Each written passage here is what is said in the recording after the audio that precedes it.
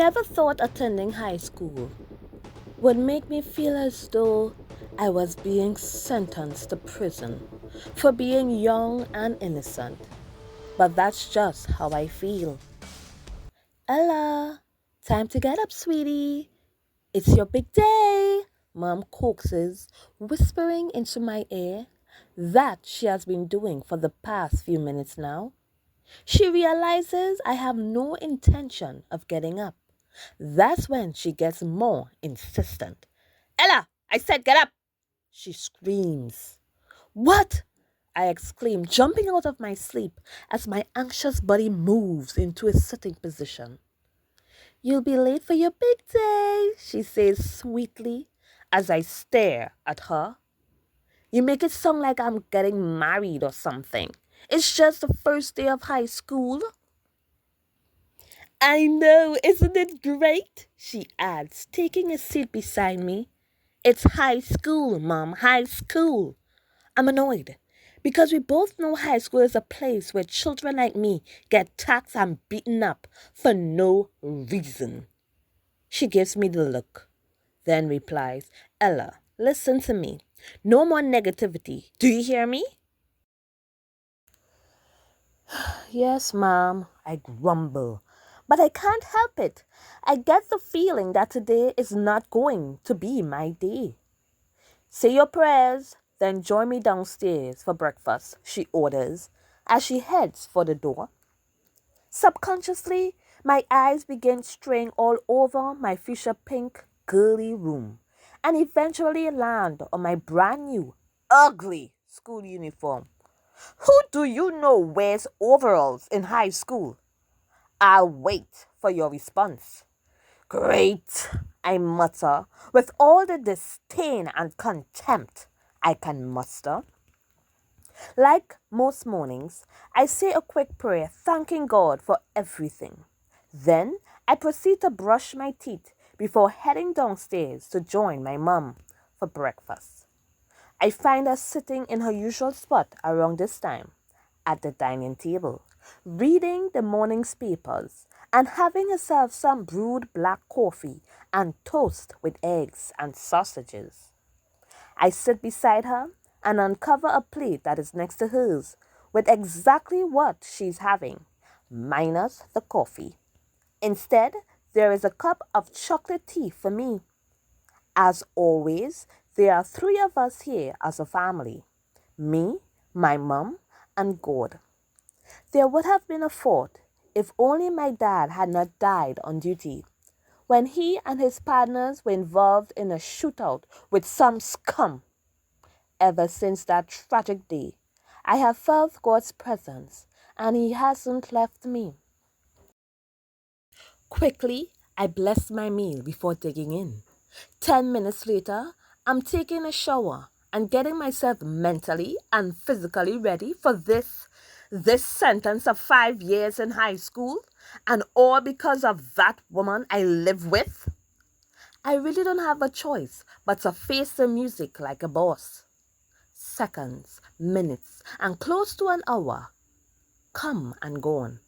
And finally, after trying to dress myself to death, I'm ready, wearing deodorant and lip gloss like a proud woman, as though the dirty brown uniform wasn't ugly enough. Soon enough, my mom strolls in and puts my hair into humiliating high puffs. Great! I look like Dumbo in a brown paper bag. Ella, let's go, Mom shouts a few minutes later. Quickly, I pick up a photo of me and my parents. That's in a Barbie frame, and I kiss my daddy's face. Wish me luck, Daddy, I whisper before resting the frame back on the nightstand and go out to meet my mom, my black school bag in hand. I should have gotten you the pink Hello Kitty bag instead, Mom says, staring down at my school backpack as she follows me downstairs, already dressed in her chocolate brown skirt suit with her purse and phone in hand. I'm glad you didn't, I respond. Don't give me that. You would have loved it. The only reason why you don't want it is because it's pink and you don't like to clean, she points out so accurately. Damn right, I exclaim. Watch your language, she barks. Sorry, Mom. We leave the house and Mom locks the door. We get into the car that my dad once used to take me everywhere. I sit in front with my backpack resting on my lap. And before driving off, we both buckle up. The car ride is quiet between us, and I begin thinking that every one of my friends I went primary school with has friends joining them in high school, except me. Ugh! It's okay. I born by myself and I'll die by myself. I would like to believe that my relationship with my mom is normal, as in any other family. But the more I live with her, I realize it isn't. Just look at her, trying her best to match a suit with my uniform. And don't even get me started on those two pigtails dangling by her ears. Oh God, I hope she stays in the car. Are you excited, baby? She asks, thrilled. Totally, I say with a sarcastic smile. Cheer up, Peach. School will be amazing. By now, you probably realize I hate school. And I have as long as I can remember. Like any other child, I wish this phase of my life was done with by now.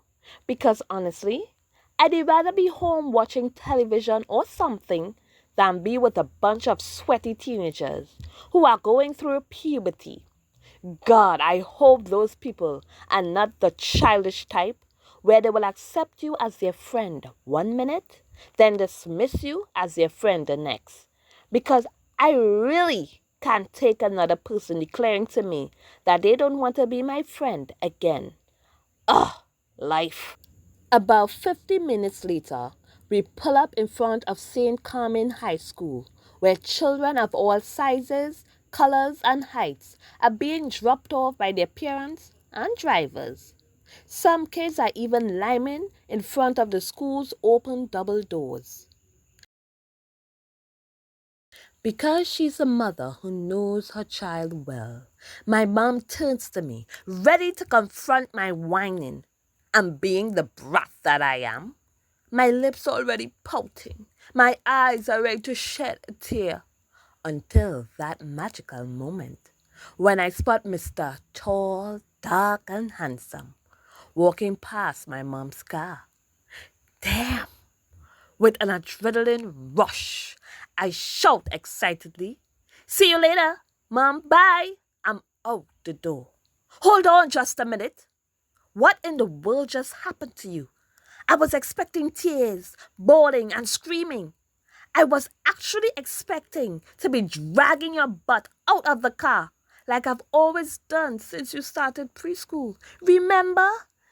It's our school tradition, she reminds me, obviously in a state of shock. Mom, I'm grown up. You need to let go. Let go? And since when are you so grown up? 2 seconds ago? She states in disbelief. I calmly smile. Mom, you are doing the whining, but that's okay. I love you. Bye. And please drive safe. With that, I leave her dumbfounded. And I am ready to start my new journey in this wonderful place called school. Try my best to catch another glimpse of Mr. Tall, dark, and handsome. I follow him into the noisy school building. Wow! High ceilings, tall walls filled with grey lockers. Thank God! Because I'm not about to carry around a bag of bricks while I'm here, as primary school students do. God alone knows the internal injuries it's done to my back.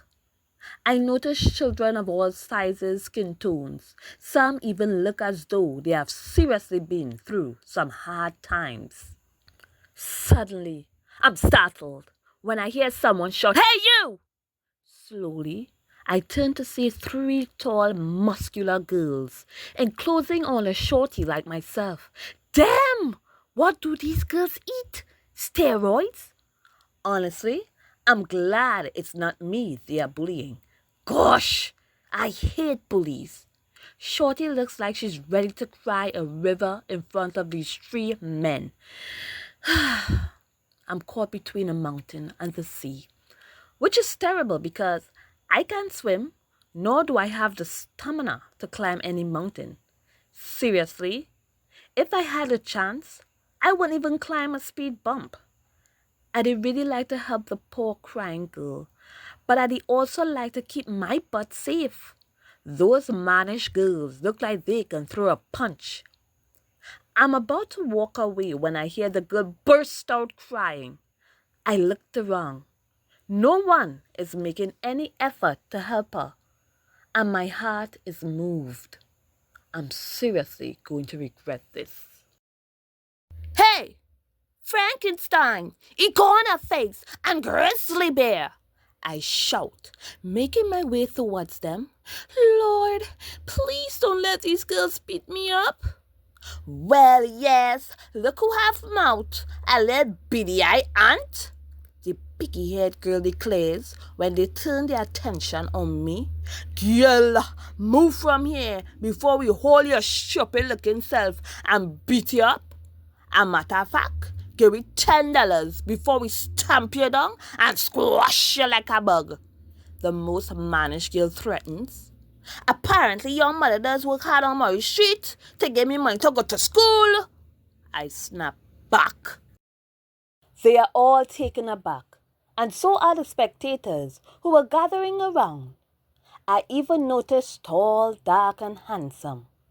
Obviously, these three monsters are feeling humiliated for allowing a Form 1 like me to make them look stupid in front of their peers. Girl, don't talk about my mother, you stupid her, mannish girl hisses.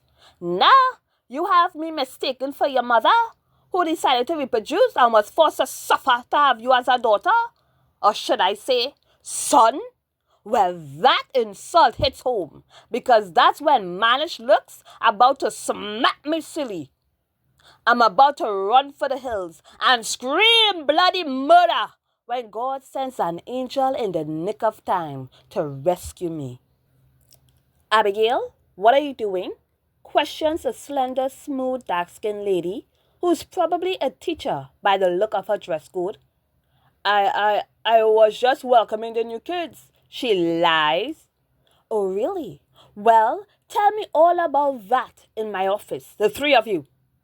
A few seconds go by, and a lot of the spectators walk away when they realize nothing is going to happen. No! The lady shouts when they don't move. Immediately, they scramble away, giving me "I'll kill you later" look. As the three monster teens walk past the lady turns to look at us, saying with a smile, "I'm Principal Jones. Welcome to St. Carmen High, girls." After that, she walks away, following the girls to her office, located at the end of the hallway. "I'm Kimberly, and thank you so much for standing up for me," the shorty says. "I'm Ella, and it's no problem," I answer. "You do know if a fight was to break out, I would have jumped in, right?" she assures me. This from the girl that was crying her eyes out a few minutes ago. "That's nice, but it wouldn't have done us any good," I tell her as we begin to stroll along the corridor. "What do you mean?" she asks, curiously looking at me. "I can't fight." She laughs. "Neither can I." And realizing the irony of what she just confessed, I too burst into a controllable laughter. Good one, good one.